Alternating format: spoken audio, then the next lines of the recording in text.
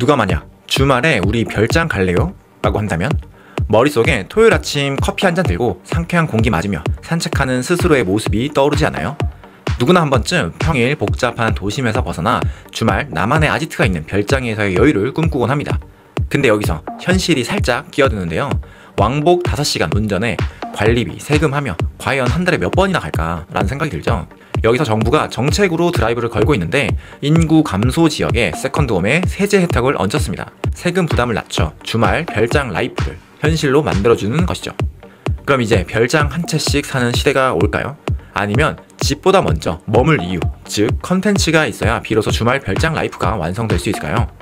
오늘은 일본, 유럽 사례를 통해 주말 별장 라이프의 현실적 방법을 살펴보려 합니다. 오늘의 주제는 세컨드홈, 과연 지방의 희망이 될까? 입니다.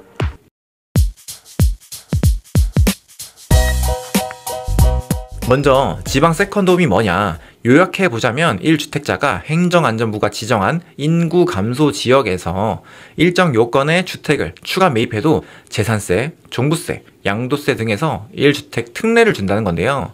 결국 1주택자들이 지방주택을 더 샀으면 한다는 게 정부의 취지인 거죠.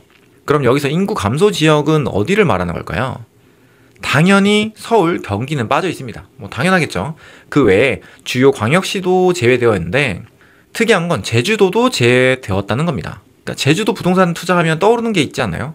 제주도 중국 땅 된다 이런 기사를 지속적으로 봤던 것 같은데 중국인의 투자 이민이 제주도에 몰리면서 제주도가 중국 땅이 된다, 제주도는 중국 땅이다, 이런 자극적인 기사들이 굉장히 많았습니다.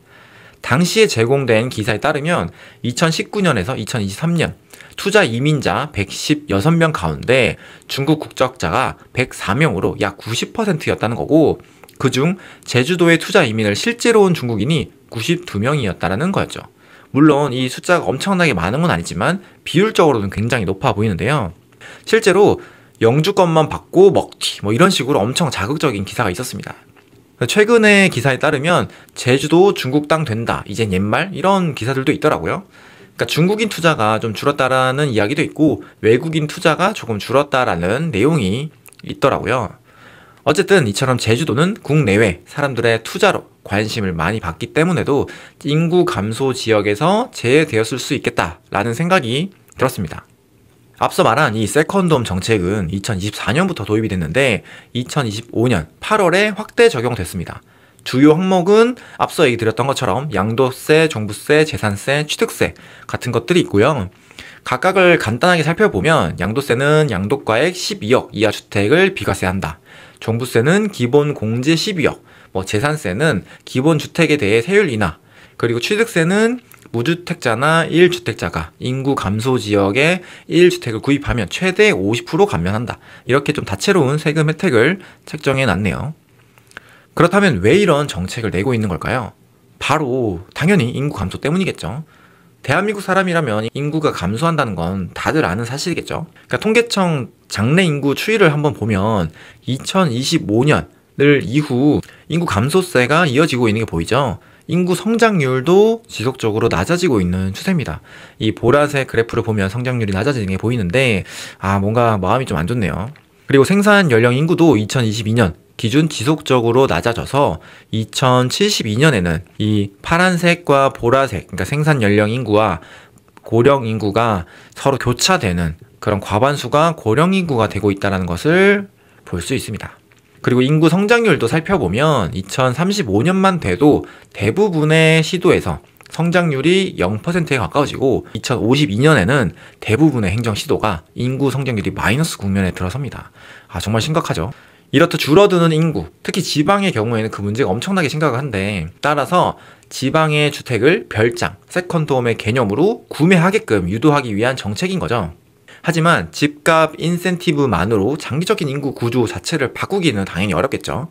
물론 지금 1주택자인 사람들이 지방의 인센티브를 받을 수 있는 세컨드홈을 살 수도 있습니다. 저라도 살 수도 있겠죠. 하지만 조금만 생각을 해보면 전국적으로 인구 감소는 명백한 사실이고 인구 소멸 지역에 해당되면 이 단순히 주택을 사는 게 의미가 있을까요? 약간 걱정이 되지 않을까요? 결국 일자리나 컨텐츠, 서비스 같은 것들, 이런 다양한 요소들이 함께 구성되어야 지속적인 체류 활동이 순환적으로 일어날 수 있지 않을까라는 생각을 해봤습니다. 그래서 여러 나라들을 한번 제가 살펴봤는데 우리보다 고령화가 조금 빠르게 시작된 일본 사례를 먼저 찾아봤고요. 2023년 자료이긴 한데 일본의 내각 관방 디지털 전원 도시 국가 가구 상실 현 회의 사무국이라는 곳이 있습니다. 이름이 너무 긴데요. 그만큼 중요한 곳인 것 같습니다. 그러니까 한국으로 치면 지방시대위원회 사무국 정도 아닐까 싶은데, 지방 소멸 위기에 대응하고 인구 유입 촉진을 위해 중앙정부 차원에서 정책을 기획 및 지원한다 정도로 이해를 하면 될 것 같고요. 일본 자료들이 대부분 당연히 일본어이기 때문에 조금 번역을 해서 한번 살펴봤습니다. 그래서 큰 틀에서의 내용은 두 지역 거주, 그러니까 두 지역에서 거주하는 것을 중앙 및 지자체가 촉진한다라는 내용을 담고 있더라고요. 물론 지역마다 조금씩은 이 내용과 방법이 다르지만 주요한 항목에는 워케이션, 마스, 농촌의 DX 같은 것들이 있었습니다. 제가 이제 하나씩 한번 좀 설명을 해드릴게요. 이 워케이션은 Work and Vacation의 약자로 이제 많이들 들어보셨을 것 같아요. 쉽게 말해서 제주도에 가서 일을 한다 라고 생각하면 될 것 같은데, 제가 워케이션 호텔을 개발한 적이 있는데 실제로 휴가와 일을 같이 하러 오는 사람들이 굉장히 많더라고요.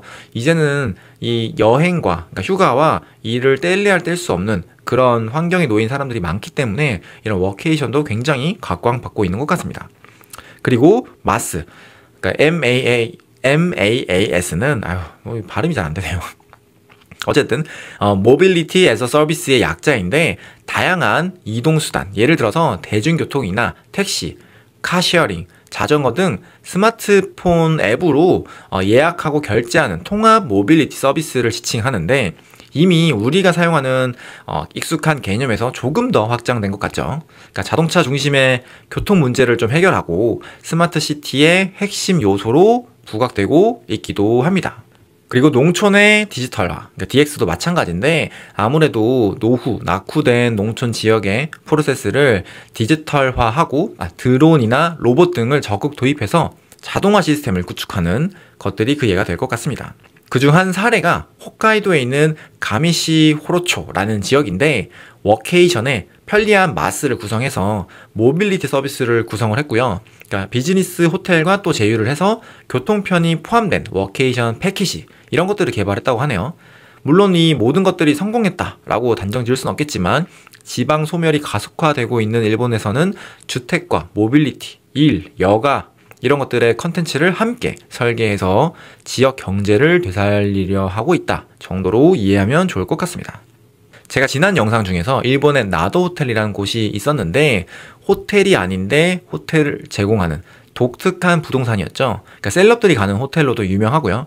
이 나도 호텔은 12분의 1, 그러니까 12분할을 한 방식으로 분할 소유를 할 수 있고, 한 곳의 집이 아니라 여러 지역에 있는 이 나도 호텔을 분할 매수해서 살아볼 수 있는 시스템을 갖추고 있습니다.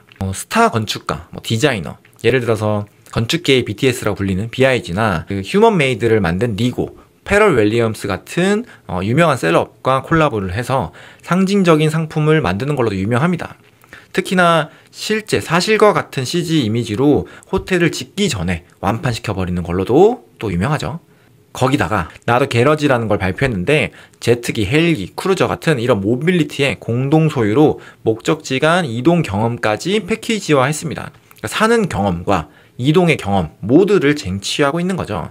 이 나도 호텔의 사례를 적용해 보면 한국형 세컨드홈은 집이 아니라 여러 지역의 체류 네트워크와 모빌리티, 그리고 지역 컨텐츠로 기획될 때 비로소 매력적인 재화가 될 수 있을 것 같습니다.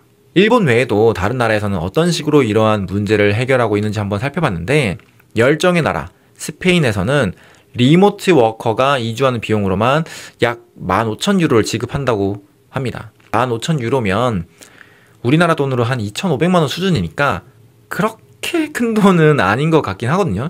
그래도 시골에서 초기 정착하기엔 물론 도움이 될 것 같긴 하네요. 그러니까 스페인의 발음이 너무 안 되네요. 엑스트레마두라라는 지역이고, 스페인 수도 마드리드에서 발음이 왜 이렇게 안 되지? 아무튼 마드리드에서 차로 3시간 정도 거리에 위치한 도시입니다. 일반적인 유럽의 시골 도시인데 특이한 점은 유럽 담배 생산의 90% 이상을 이곳에서 생산하고 있다고 하네요. 담배의 종주 도시, 종주 시골 같은 느낌이네요.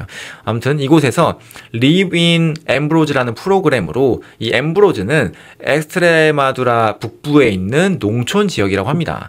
다른 곳보다 경치도 좋고 온천으로도 유명한데 더군다나 에덴, 우리가 아는 거 있잖아요. 에덴 동산. 그 에덴이라는 유럽 지속 가능 관광 우수 지역상 같은 게 있대요. 독특한 상인데 2019년도에 이곳이 수상을 하기도 했답니다. 웰리스 중심지로 인정을 받고 있는 것 같습니다.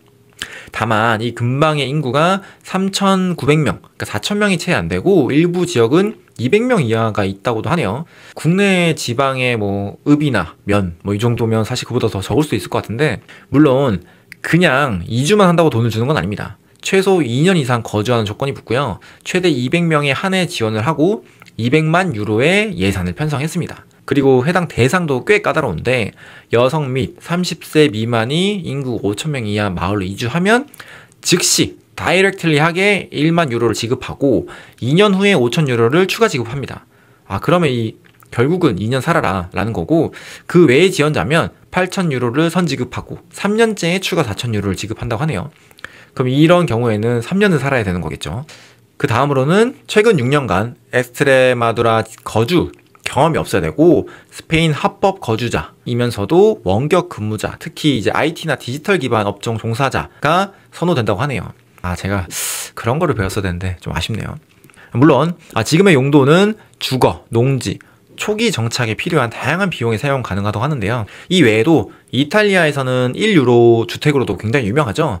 지방 주택을 단돈 1유로로 살 수 있는 프로젝트였고 이 프로젝트는 글로벌하게 굉장히 유명해져서 국내에서도 1유로 프로젝트가 생기면서 많은 분들이 관심을 갖기도 했고 참고로 제가 쓴 4평이면 충분하다라는 책에서도 이 1유로 프로젝트를 다루기도 했습니다.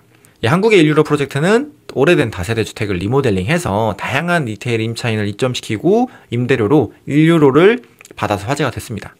물론 이 이탈리아의 1유로 프로젝트는 단순히 싸게 집을 살 수 있는 기회를 주기만 해서 리모델링의 보수나 절차, 비용, 그리고 생활 인프라의 한계가 여전히 진입장벽 중 하나라고 하네요. 그리고 이걸 보다 보니까 생각난 책이 있었는데 무인양품의 디렉터이자 디자이너인 하라케냐의 저공비행이라는 책이 있거든요. 이 책은 제목 그대로 저공비행, 거대 관광이 놓친 로컬의 고해상도 가치를 낮고 천천히 보는 태도를 소개하는 책입니다. 굉장히 이 취지가 근사하죠. 그의 이제 프로젝트에서는 일본의 좀 덜 알려진 자연이나 문화 자원을 선별해서 이곳만의 이유를 만들고 설명해주는 그런 걸 제공하기도 하는데요. 이 외에도 하우스 비전이라는 말 그대로 집의 비전에 대한 내용으로 국내는 물론 일본이나 다른 국가에서 글로벌 컨퍼런스를 진행하기도 합니다. 굉장한 사람이죠. 이런 것만 봐도 많은 사람들이 세컨드홈, 지방, 로컬 이런 곳들에 관심을 가지는 이유를 알 수 있을 것 같습니다. 특히 하라케냐의 관점에서는 세컨드홈의 가치는 집 자체가 아니라 그 지역의 디테일한 매력이 더 중요하다는 걸 알 수 있기도 합니다. 이렇게 다양한 해외 사례를 한번 살펴봤는데요. 저마다 지방 지역을 살리기 위해서 다양한 방식과 방법을 실행하고 있는 것 같습니다. 물론 모두가 성공했다, 잘 되고 있다 라고 말할 수 있는 건 아니지만 이러한 요소들이 분명히 한국에도 차용할 수 있는 포인트들이 있는 것 같네요.